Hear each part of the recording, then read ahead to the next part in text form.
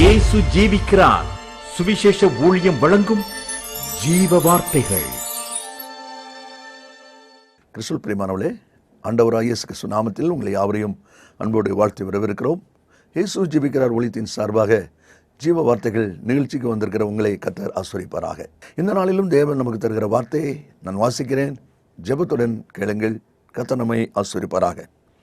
யோசுவாவின் புஸ்தகம் 3ஆம் அதிகாரம் 7ஆம் வசனம்.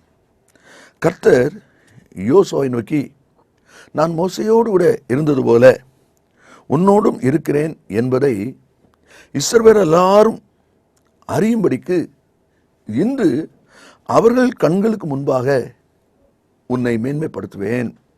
இஸ்ரவேலர் எல்லாருக்கும் முன்பாக இன்று அவர்கள் கண்களுக்கு முன்பாக உன்னை மேன்மைப்படுத்துவேன். யோசுவா குறித்து தேவனுடைய வார்த்தையில் நான் வாசிக்கும் போது, எவ்விதமாய் மோசேயை ஜனங்கள் தங்கள் தலைவராக ஏற்றுக்கொண்டார்களோ அந்த அளவுக்கு இந்த யோசுவாவை ஜனங்கள் ஏற்றுக்கொள்வதிலே குறைவுள்ளவர்களாக இருந்தார்கள். அதனால ஆண்டவர், மோசேயோடு கூட நான் இருந்து என்னென்ன காரியங்களெல்லாம் செய்தேனோ அதே போல உன்னோடு கூட இருந்து நான் செய்ய போகிறேன், நான் உன்னோடு இருக்கிறேன் என்பதை இந்த ஜனங்கள் எல்லாரும் இன்று அறியும்படிக்கு உன்னை அவர்கள் கண்களுக்கு முன்பாக மேன்மைப்படுத்த போகிறேன் என்று சொல்கிறார்.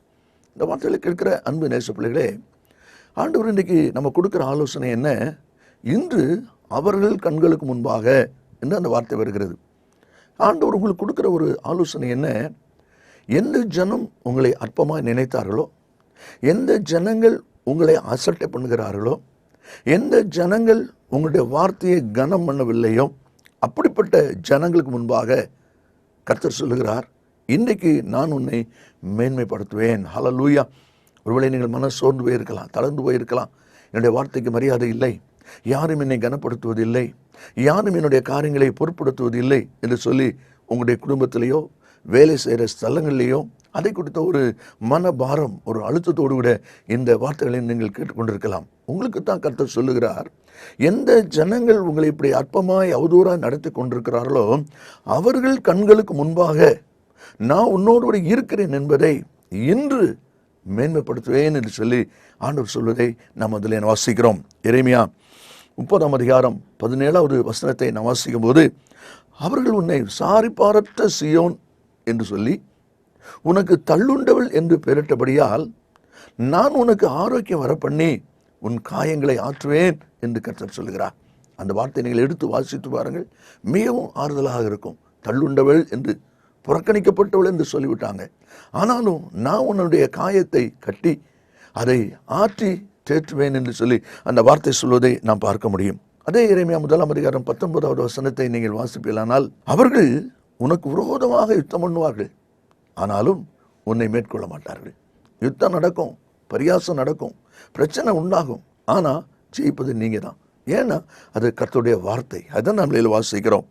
அதே எரேமியா 39வது அதிகாரம் 17வது வசனத்தை நீங்கள் வாசிப்பீர்களானால் அதில் சொல்லப்பட்டிருக்கிறது, நீ பயப்படுகிற மனுஷர் கையில் ஒப்பு கொடுக்கப்படுவது இல்லை. எத்தனை ஆசீர்வாதமான வார்த்தை, யோசித்து பாருங்கள். பயப்படுத்துகிறார்களா? உங்களை சோர பண்ணுகிறார்களா? மனம் வேதனை அடையும்படிக்கு பேசுகிறார்களா? கர்த்தர் சொல்லுகிறார், நீ பயப்படுகிற மனுஷர் கையிலே ஒப்பு கொடுக்கப்படுவது இல்லை என்று சொல்லி சொன்னதோடு மட்டுமில்லாமல் அவர்கள் கண்களுக்கு முன்பாக இன்று நான் உன்னை மேன்மைப்படுத்துவேன் என்று சொல்லி ஆண்டவர் சொல்வதை பார்க்கிறோம். யார் யாருடைய வாழ்க்கையில் இப்படிப்பட்ட சம்பவங்கள் நடந்தது என்பதை வேகமாக சில வசனங்களை நாம் வாசித்து ஜெபிக்க போகிறோம். முதலாவதாக தானியேலின் புஸ்தகம் 6ஆம் அதிகாரம் 5வது வசனத்தை நாம் வாசிக்கும் போது, தானியேலை குறித்த காரியம் அங்கே சொல்லப்பட்டிருக்கிறது நாம் வாசிக்கிறோம். பிரதானிகளும் தேசாதிபதிகளும் நாம் இந்த தானியேலை அவனுடைய தேவனை பற்றிய வேத விஷயத்திலே குற்றப்படுத்தும் முகாந்திரத்தை கண்டுபிடித்தால் ஒழிய அவனை வேறொன்றிலும் குற்றப்படுத்தும் முகாந்திரத்தை கண்டுபிடிக்க கூடாது என்றார்கள். இந்த பிரதானிகள் தேசாதிபதிகள் எப்படியாயிலும் தானியேலை குற்றப்படுத்த வேண்டும் என்று சொல்லி அதற்கு பிரயாசப்படுகிறார்கள். அதற்கு ஏதாவது முகாந்திரம் கிடைக்குமா என்று தேடுகிறார்கள். ஒன்றுமே கிடைக்கவில்லை. கடைசியில் ஒரு தீர்மானத்து வர்றாங்க, எப்படியாவது இவனை குற்றப்படுத்தணும், அப்போ தெய்வத்தை தேடுவதில் தான் குற்றப்படுத்த முடியும் என்று சொல்லி அவங்க ஒரு பிளான் பண்ணுறாங்க. என்ன பிளான் பண்ணுறாங்க? 30 நாள் வரைக்கும் ராஜாவை மட்டும்தான் வணங்கணும், வேறு எந்த தெய்வத்தையும் வணங்கக்கூடாது என்கிற ஒரு தீர்மானத்தோடு வந்து ராஜாவோடு பேசுகிறார்கள். ராஜாவும் அதை ஏற்றுக்கொண்டு பத்திரத்தில் கையெழுத்து வைத்து விட்டார். 30 நாள் வரை ராஜாவை தான் வணங்க வேண்டும் என்று சொல்லி. ஆனால் நடந்தது என்ன? தானியேல் எப்படி ஒரு மனிதனை வணங்க முடியும்? தானியேல் தேவனை நேசிக்கிற, தேவனை சார்ந்து நிற்கிற மனிதன். அவன் மனிதனை வணங்க முடியாது. அதனால் அவன் வழக்கம் போல செய்வது போல, எப்போதும் போல அவன் செய்து கொண்டிருக்கிறான். இதை கவனித்து அவர்கள் திரும்ப போய் ராஜா கிட்ட சொல்லுகிறாங்க, ராஜாவே, நீர் இப்படி சட்டம் போட்டிருக்கிறீர். 13வது வசனத்தை நான் வாசிக்கும் போது அவர்கள் ராஜாவை நோக்கி, சிறைபிடிக்கப்பட்ட யூதேயா தேசத்தின் புத்திரரில் தானியேல் என்பவன் உம்மையும் நீர் கையெழுத்து வைத்து கொடுத்த கட்டளையும் மதியாமல் தினம் 3 வேளையும் தான் பண்ணும் விண்ணப்பத்தை பண்ணுகிறான் என்றார்கள். ராஜாட்ட போய் பிரார்த்தனை பண்றாங்க. ராஜா தானியேல் குறித்து சொன்ன உடனே வேதனைப்படுகிறார், காப்பாற்ற பிரயாசப்படுகிறார். ஆனால் முடியவில்லை. முடிவு நமக்கு நன்றாகவே தெரியும். சிங்கக்கபிலை தூக்கி அவனை போடுகிறார்கள். கர்த்தருடைய கரம் தானியேல் கூட இருந்தபடினால், தேவனுடைய ஒரு கிருபையும் அவனுடைய இருந்தபடினால் சிங்கங்கள் ஒன்றும் சேதப்படுத்தவில்லை என்பதை பின் வசனங்களிலே நாம் வாசிக்கிறோம். ஆண்டவர் சிங்கம் அவனை சேதப்படுத்தாதபடி சிங்கத்தின் வாயை கட்டி போட்டார், தூதனுடைய அனுப்பி கட்டி போட்டார் என்பதை அந்த பகுதியிலே நாம் வாசிக்கிறோம். அப்படியானால் தேவன் அவனுக்கு பாதுகாப்பு கொடுக்கிறார். இந்த குற்றப்படுத்தின மனுஷனுடைய நிலைமை என்ன? அதை நான் வாசிக்கும் போது அதே அதிகாரத்தில் 16வது வசனத்திலே தானியேலை சிங்கக்கபிலை தூக்கி போடுகிறது எழுதப்பட்டிருக்கிறது. பின்னாலே நாம் 24வது வசனத்திலே வாசிக்கும் போது, தானியேலின் மேல் குற்றச்சாட்டின மனுஷரை வந்தால் ராஜா கொண்டு வர சொன்னான். அவர்களையும் அவர்கள் குமாரரையும் மனைவிகளையும் சிங்கங்கள் கபிலே போட்டார்கள். அவர்கள் கெபியின் அடியிலே சேரும் முன்னே சிங்கங்கள் அவர் மேல் பாய்ந்து அவர்கள் எலும்புகளை எல்லாம் நொறுக்கி போட்டது. எல்லாரும் ஆண்டு போனார்கள். நன்றாய் கவனிங்கள். தானியேல் அதே கெபில போடப்பட்டான், தூதனை அனுப்பி காப்பாற்றினார். ஆனால் இங்கே குற்றம் சாட்டினுடைய நிலைமை என்ன? அழிந்து போனார்கள். குடும்பமே அழிந்து போய்விட்டது. இந்த வார்த்தைகளை கேட்கிற அன்பு நேச பிள்ளைகளே, காரணம் இல்லாமல், முகாந்திரம் இல்லாமல் உங்கள் மேல் குற்றம் சாட்டுகிறார்களா? இன்றைக்கு கர்த்தருடைய வார்த்தை சொல்லப்பட்டிருக்கிறது. அவர்கள் கண்களுக்கு முன்பாக நான் உங்களை மேன்மைப்படுத்துவேன் என்று சொல்லி கர்த்தர் சொல்வதை நாம் அதில் பார்க்கிறோம். ராஜா சொல்லுகிறார் 26வது வசனத்திலே, என் ராஜ்யத்தின் ஆளுகைக்குள் எங்கும் உள்ளவர்கள் யாவரும் தானியேலின் தேவனுக்கு முன்பாக நடுங்கி பயப்பட வேண்டும் என்று என்மாலே தீர்மானிக்கப்படுகிறது. எத்தனை ஆச்சரியமான காரியம்! அதே காரியத்தை உங்கள் வாழ்க்கையிலையும் கர்த்தர் செய்ய போகிறார். அதை தான் இந்த வார்த்தையிலே அவர் சொல்வதை நாம் இங்கே பார்க்கிறோம்.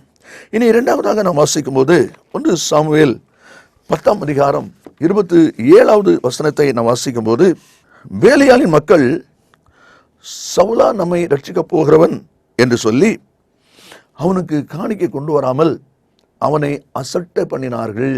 அவனோ காது கேளாதவன் போல் இருந்தான். தங்களுக்கு ஒரு ராஜா வேண்டும் என்று சொல்லி ஜனங்கள் சாமுவேலிடத்தில் முறையிட்டார்கள். அதன்படியாக கர்த்தர் சவுலை அங்கே கொண்டு வருகிறார். சவுலை ஜனத்தின் மேல் அதிபதியாக நீ ஏற்படுத்து என்று சொல்லி சாமுவேலுக்கு சொல்லியிருக்கிறார். அதன்படியான காரியங்கள் நிறைவேற்றப்படுகிறது. ஆனால் சில மக்கள் சொல்றாங்க, இவனா நம்மை ரட்சிக்க போகிறவன் என்று அசட்டை பண்ணினார்கள். சவுலோ காது கேளாதவனு போல இருந்தான். இந்த வார்த்தையில் கேட்கிற அன்பு நேச பிள்ளைகளே, ஒருவேளை உங்களுடைய வார்த்தை கூட உங்களுடைய குடும்பத்திலே, வேலை செய்கிற இடங்களிலே அசட்டை பண்ணப்படலாம். அந்த வேதனையில் நீங்கள் இருக்கலாம். உங்களுக்கு தான் கர்த்தர் அந்த வார்த்தை சொல்லி கொண்டிருக்கிறார். எந்த ஜனங்கள் உங்களை வேதனைப்படுத்தி அசட்டை பண்ணினார்களோ அவர்கள் கண்களுக்கு முன்பாக உங்களை மேன்மைப்படுத்த போகிறார். என்னால் தேவனுடைய வார்த்தை உண்மையுள்ளதாக இருக்கிறபடியினால் அந்த வார்த்தையின்படியான காரியத்தை கர்த்தர் செய்ய போகிறார். இங்கே சவுலுடைய வாழ்க்கையை நான் வாசிக்கும் போது, அதே 1 சாமுவேல் 11ஆம் அதிகாரம் 1வது வசனத்தை நான் வாசிக்கும் போது, நாகாஸ் என்னும் அம்மோனின் வந்து யாபேசை முற்றுகை போட்டான் என்று வாசிக்கிறோம். அந்த யுத்தத்தில் யாபேசின் பட்டணத்தார் சவுலை தங்களுக்கு உதவி கேட்கிறாங்க. சவுல் அவளுக்கு உதவியாக வருகிறான். உதவியாக வந்து என்ன நடக்கிறது? 11வது வசனத்திலே நாம் வாசிக்கிறோம், சவுல் அம்மோனியரை முறியடித்தான். எல்லாரும் சிதறி போனார்கள். அப்படினாலும் ஜெயம் கிடைச்சிட்டு வெற்றியை கர்த்தர் கொடுத்து விட்டார். அதுக்கு பின்பாக என்ன நடக்கிறது என்பதை கவனிங்கள். 12ஆம் வசனத்திலே, ஜனங்கள் சாமுவேலை நோக்கி, சவுலா நமக்கு ராஜாவா இருக்க போகிறவன் என்று சொன்னவர்கள் யார்? அந்த மனுஷரை நாங்கள் கொன்று மூடும்படிக்கு ஒப்பு கொடுங்கள். அசட்டை பண்ணினவர்களை குறித்து சொல்லப்படுகிறது. யார் சவுலா ராஜாவா இருக்க போன்னு சொன்னது? அவங்களை கொண்டு வாங்க, நான் அவங்களை கொண்டு போடணும். ஒருவேளை சவுல் சொல்லுகிறான், இன்றைக்கு அந்த காரியத்தை செய்யக்கூடாது. ஆனால் அவங்களுக்கு ஒரு தீமை செய்யப்படுவதற்கு அங்கே நியமிக்கப்பட்டதை பார்க்கிறோம். இந்த வார்த்தையில் கேட்கிற அன்பு நேச பிள்ளைகளே, உங்களுக்காக வழக்காடுகிறவர்கள், வாதாடுபவர்களை கர்த்தர் நிச்சயமாய் எழும்ப பண்ணுவார். அதேதான் இந்த வசனத்திலே நாம் வாசிக்கிறோம். இன்று அவர்கள் கண் முன்பாக கர்த்தர் உங்களை மேன்மைப்படுத்துவதை நீங்கள் காண்பீர்கள் என்பதிலே சந்தேகமில்லை. மூன்றாவதாக அப்போஸ்தலர் 28வது அதிகாரம் 6வது வசனத்தை நாம் வாசிக்கும் போது, மெலித்தாத்தில் உள்ள ஜனங்கள் சொல்லிக் கொண்டிருக்கிறார்கள், அவன் சடுதியாய் விழுந்து சாவான் என்று அவனை குறித்து எதிர்பார்த்து கொண்டிருக்கிறார்கள். இன்னும் கொஞ்ச நேரத்தில் அவன் செத்து போவான். ஒருவேளை இப்படிப்பட்ட ஜனங்கள் கூட இன்றைக்கு பெருகிக் கொண்டிருக்கிறார்கள். அந்த வசனத்தில் வாசிக்கிறோம், நெடுநேரம் பார்த்து கொண்டிருந்தாங்களாம். அவங்களுக்கு வேலையே யார் அழிவாங்க, யார் சாவாங்க, யார் நஷ்டப்படுவாங்க, இதுதான். ஒருவேளை உங்களுடைய குடும்பத்திலையும் உங்களுடைய காரியத்திலையும் இப்படிப்பட்டவங்க இருக்காங்களா? அதனை மீது சோர்ந்து போயிருக்கீங்களா? இன்றைக்கு கர்த்தர் சொல்லுகிறார், அப்படிப்பட்ட ஜனங்களுக்கு முன்பாக கர்த்தர் உங்களை மேன்மைப்படுத்த போகிறார். அதை தான் தேவனுடைய வார்த்தையிலே நம்ம வாசிக்கிறோம். அன்றைக்கு பவுலுடைய கையில் அந்த விஷப்பூச்சி தொங்குகிறத பார்த்த உடனே அவங்க அப்படி சொல்லி கொண்டிருக்கிறாங்க. சங்கீத புஸ்தகம் 41வது அதிகாரம் 5ஆம் வசனத்தில் வாசிக்கும் பொழுது, அவன் எப்பொழுது சாவான், அவன் பேர் எப்பொழுது அழியும் என்று சொல்லி எதிர்பார்க்கிற ஒரு கூட்டம். அதே அதிகாரம் 8ஆம் வசனத்தில் தீராவியாதி அவனை பிடித்து கொண்டது என்று சொல்கிறாங்க. இனி அவன் மரணப்படுக்கையிலிருந்து எழுந்திருப்பது இல்லை என்று சொல்கிறாங்க. இப்படிப்பட்ட மக்கள் இருக்கிற சூழ்நிலையில், நெருக்கத்தில் நீங்கள் வாழ்ந்து கொண்டிருக்கீங்களா? உங்களை பார்த்தா கர்த்தர் சொல்கிறார், அவர்கள் கண்களுக்கு முன்பாக நான் உன்னை மேன்மைப்படுத்துவேன் என்று சொல்கிறார். கடைசியாக ஆதியாகமம் 39வது அதிகாரம் 19வது வசனத்தை நாம் வாசிக்கும் போது, பானபாத்திரனுடைய மனைவி சொல்லுகிறாள், உம்முடைய வேலைக்காரன் எனக்கு இப்படி செய்தான் என்று தன் மனைவி தன்னோட சொன்ன வார்த்தைகளை எஜமான் கேட்டபோது அவனுக்கு கோபம் உண்டது. ஆகையினாலே யோசேப்பை அவன் சிறைச்சாலையில் போட்டு விட்டான். சிறைச்சாலையில் போடுவதற்கு யோசேப்பு என்ன தவறு செய்தான்? ஒரு தவறு செய்யலை. ஆனாலும் அவன் குற்றவாளி ஆக்கப்பட்டு சிறையில் அடைக்கப்படுகிற ஒரு நிர்பந்தமான நிலைமை அவனுக்கு வருவதை நாம் இங்கே பார்க்கிறோம். ஒருவேளை செய்யாத குற்றத்தினாலே நீங்கள் குற்றம் சாட்டப்பட்டிருக்கீங்களா? அப்படிப்பட்ட ஒரு சிறையின் அனுபவத்தில் உங்களை மாட்டி விட்டார்களா? பயப்படாதிருங்கள், மனம் கலங்காதிருங்கள். கர்த்தர் உங்களுக்காக யுத்தம் பண்ணுகிற தேவன், அவர் நமக்காய் வழக்காடுகிற தேவன். அந்த தேவன் சொல்லுகிறார், உங்களை குற்றப்படுத்தின அந்த ஜனங்களுக்கு முன்னால கர்த்தர் உங்களை நிமிர்ந்து நிற்க பண்ணுகிற தேவனாயிருக்கிறார். அதுதான் பின்னாலே நாம் வாசிக்கிறோம். 41வது அதிகாரத்தில் நாம் வரும்பொழுது பார்வோனுக்கு சொப்பனம் வருகிறது. அந்த சொப்பனத்தை சொல்ல யாரும் இல்லாத போது யோசேப்பு அங்கே அழைத்து வரப்படுகிறான். யோசேப்பு அதற்குரிய சொப்பனத்திற்குரிய அர்த்தத்தை சொல்லுகிறான். அர்த்தத்தை சொன்னது மட்டுமல்ல, அவன் சொல்லுகிறான் 33வது வசனத்திலே, விவேகமும் ஞானமும் உள்ள ஒரு மனுஷனை தேடி அவனை எகிப்து தேசத்துக்கு அதிகாரியாக பார்வோன் ஏற்படுத்துவாராக என்று சொல்லி அந்த ஆலோசனை சொல்வதை நாம் அதில் பார்க்கிறோம். இந்த வார்த்தை கேட்ட பார்வோன் சொல்லுகிறான் 39ஆம் வசனத்திலே, தேவன் இவை எல்லாவற்றையும் உனக்கு வெளிப்படுத்தியிருக்கிறபடியால் உன்னை போல விவேகமும் ஞானமும் உள்ளவன் வேறு ஒருவரும் இல்லை. ஆகையால் நீ என் அரண்மனைக்கு அதிகாரியாயிருப்பாய். ஹல்லேலூயா. ஒருவேளை கைதி, அடிமையாக கொண்டு வரப்பட்ட மனுஷன், ஆனால் இன்றைக்கு அவன் அதிகாரி ஆக்கப்படுகிறான். ராஜாவுக்கு அடுத்த ஸ்தானத்திலே அவன் கொண்டு வரப்படுகிறான். எந்த ஜனம் அவனை சிறையில் போட்டு வெட்கப்படுத்தினாங்களோ அதே போத்திபார் அவனுடைய மனைவிக்கு முன்பாக யோசேப்பு ராஜாவுடைய 2வது ரதத்தில் ஏற்றப்பட்டு அவன் கம்பீரமாய் கொண்டு வரப்படுகிறான். மட்டுமல்ல, எல்லாரும் அவனுக்கு முன்பாக தண்டனிட்டு பணியுங்கள் என்கிற வார்த்தையும் அங்கே வருகிறது. வெட்கப்பட்ட இடத்திலே அவன் நிமிர்ந்து நிற்க பண்ணப்படுகிறான். அதே தேவன் உங்களையும் நிமிர்ந்து நிற்க பண்ணுவார் என்பதிலே சந்தேகமில்லை. கர்த்தருடைய வார்த்தை சொல்கிறது, இன்று அவர்கள் கண்களுக்கு முன்பாக உன்னை நான் மேன்மைப்படுத்த போகிறேன்.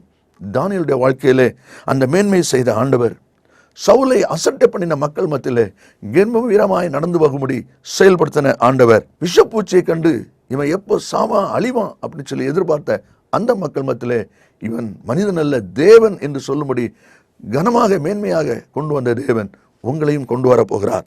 யோசேப்பு வெட்கப்படுத்தப்பட்ட இடத்திலே கனப்படுத்தப்பட்டானே, அதே ஆசீர்வாதம் உங்களுக்கும் ஆயத்தமாயிருக்கிறது. நீங்கள் விசுவாசத்தோடு கர்த்தரை சார்ந்து கொள்ளுங்கள், நிச்சயமாய் ஜெயம் பெறுவீர்கள்.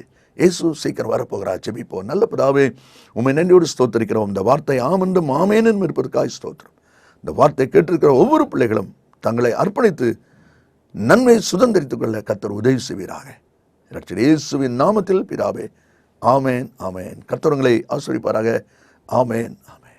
கிறிஸ்து பிரியமானவர்களே, ஆண்டவராகிய இயேசு கிறிஸ்து நாமத்தில் உங்களை யாவரையும் அன்போடு வாழ்த்துகிறோம். இப்பொழுது நீங்கள் காண்பது ஜீவ விதைகள் என்கிற பிரசங்க குறிப்பு புஸ்தகம். நல்லா கவனிங்கள். இதில் 150 பிரசங்க குறிப்புகள் இருக்கிறது. இது பிரசங்கிக்கிறவர்களுக்கும் பிரயோஜனம் உள்ளது, வேதவசனத்தை பகுத்து அறிய விரும்புகிறவர்களுக்கும் இது பிரயோஜனம் உள்ளது. அதனால இது தேவையானவர்கள் என்னுடைய விவரத்தை இடத்துல கேட்டு நீங்கள் பெற்றுக்கொள்ள உங்களை அன்பாய் அழைக்கிறோம். கர்த்தர் நம்மை ஆசீர்வதிப்பாராக. மேலும் விவரங்களுக்கும் உங்கள் ஜெப தேவைகளுக்கும் நீங்கள் எங்களோடு தொடர்பு கொள்ள வேண்டிய முகவரி ஜீசஸ் லிவ்ஸ் காஸ்பல் மினிஸ்ட்ரீஸ், சகோதரர் John M Jeyaraj, 123A Dohnavur road, Mavadi, Nellai மாவட்டம், தென்னிந்தியா 627107. Cellphone 9443113292. Email yesujivikarar@gmail.com. Website www.jesuslivesministries.org.